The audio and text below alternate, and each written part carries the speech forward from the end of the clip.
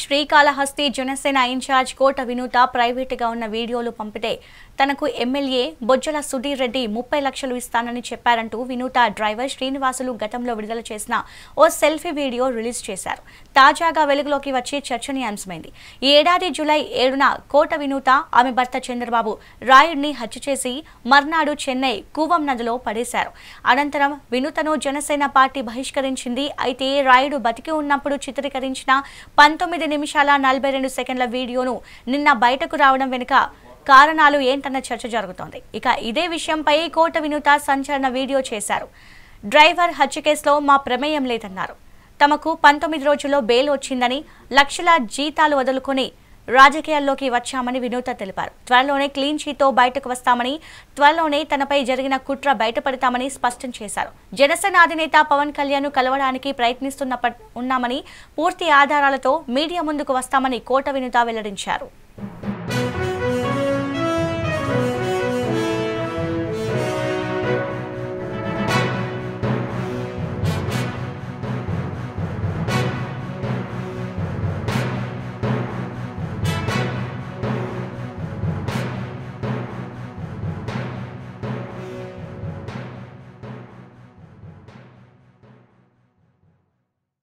అందరికీ నమస్కారం. నేను మీ వినూత కోట.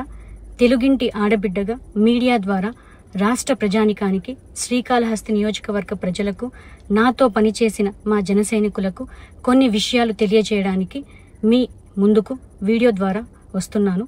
మనసు నిండా పుట్టెడు బాధతో మీ ముందుకు వచ్చాను. మేము చేయని తప్పుకి మేము జైలుకు వెళ్ళినందుకు కూడా నాకు బాధ లేదు. కానీ మేము చంపాము అని మీడియా ఛానల్లో ప్రచారం చేయడం నాకు చాలా చాలా చాలా బాధ వేసింది. అతని చావులో మా ప్రమేయం లేదని గౌరవ కోర్టు భావించింది కాబట్టే నాకు 19 రోజుల్లో బెయిల్ వచ్చింది. సబ్సిక్వెంట్లీ 1 నెలలో మా అందరికీ బెయిల్ వచ్చింది. మేము ఫారెన్లో లక్షల జీతాలు వదులుకొని రాజకీయాల్లోకి వచ్చింది ప్రజలకు సేవ చేయడానికి, కానీ మనుషుల ప్రాణాలను తీయడానికైతే కాదు. అలాంటి మనస్తత్వం మాది కాదు. ఈ కేసులో మాకు ఎలాంటి సంబంధం లేదని గౌరవ కోర్టులో మేము నిరూపించుకొని క్లీన్ చీట్తో తప్పకుండా ఈ కేసు నుండి బయటకు వస్తాం. ఈ కేసు చెన్నై కోర్టులో విచారణ ఉన్నందున నేను ఈ కేసు గురించి ఇంతకు మించి మాట్లాడకూడదని మా లాయర్లు నన్ను సూచించారు. ఇక ఇదే అంశంపై పూర్తి సమాచారం మా కరెస్పాండెంట్ రమణ అందిస్తారు. రమణ, చెప్పండి. కోట వినూత తన సెల్ఫీ వీడియోను కూడా విడుదల చేసిన పరిస్థితి అయితే ఉంది. ఏదైతే ఆ డ్రైవర్ రాయుడు హత్య కేసు తర్వాత కోట వినూత దాదాపు 19 రోజుల పాటు జైలు జీవితాన్ని అనుభవించారు. అప్పట్లో ఏదైతే ఎన్నికలకు ముందు జనసేన, టీడీపీ అంటూ కూడా శ్రీకాళహస్తి నియోజకవర్గంలో హోరాహోరీగా ప్రచారాలు చేసుకున్నారు. అటు తర్వాత ఏదైతే అనూహ్య పరిణామాల తర్వాత డ్రైవర్ కోట వినూత డ్రైవర్ ఎవరైతే రాయుడు ఉన్నాడో అతను హత్యకు కాబడిన పరిస్థితి. ఆ తర్వాత ఆ హత్యకు సంబంధించి దోషులను అప్పటికే తమిళనాడు పోలీసులు అరెస్టు చేశారు. కాళహస్తిలో మర్డర్ చేసి ఏదైతే తమిళనాడులో ఒక కాలువలో పారేశారని నాకు తెలిసింది. అప్పుడు తమిళనాడు పోలీసులు కేసు నమోదు చేసి దర్యాప్తు చేసిన దానిలో కాళహస్తికి సంబంధించి జనసేన కోట వినూత అలాగే తన భర్త చంద్రశేఖర్ ఇద్దరిని అదుపులోకి తీసుకున్నారు. దానికి సహకరించిన మరో ఇద్దరిని కూడా రేణుగుంటకు సంబంధించిన వారిని పోలీసులు అదుపులోకి తీసుకున్నారు. ఇప్పటి వరకు కూడా కోట ఎవరైతే చంద్రశేఖర్ ఉన్నారో అతనికి ఇంకా కూడా బెయిల్ రాని పరిస్థితి. కోట వినూతకు మాత్రం బెయిల్ ఇచ్చారు. ఆమె ప్రతిరోజు కూడా తమిళనాడులోని ఆ పోలీస్ స్టేషన్ కు వెళ్లి సంతకం పెట్టే విధంగా కోర్టు ఉత్తర్వులు జారీ చేసింది. కానీ అనూహ్యంగా చాలా రోజుల తర్వాత ఈ రోజు నిన్న ఏదైతే కోట వినూత డ్రైవర్ రాయుడు సంబంధించి సెల్ఫీ వీడియో ఒకటి విడుదలైంది.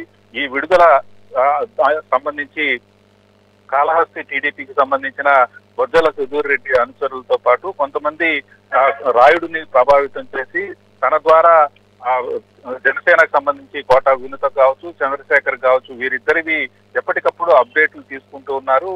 ఆ క్రమంలోనే వారికి సంబంధించిన అనేక విషయాలను వారికి వెల్లడించాను. ఆ కోట వినూతను, చంద్రశేఖర్ ను మర్డర్ చేయడానికి టీడీపీకి సంబంధించిన బొజ్జల సుధీర్ రెడ్డి మనుషులు ప్రయత్నించారు.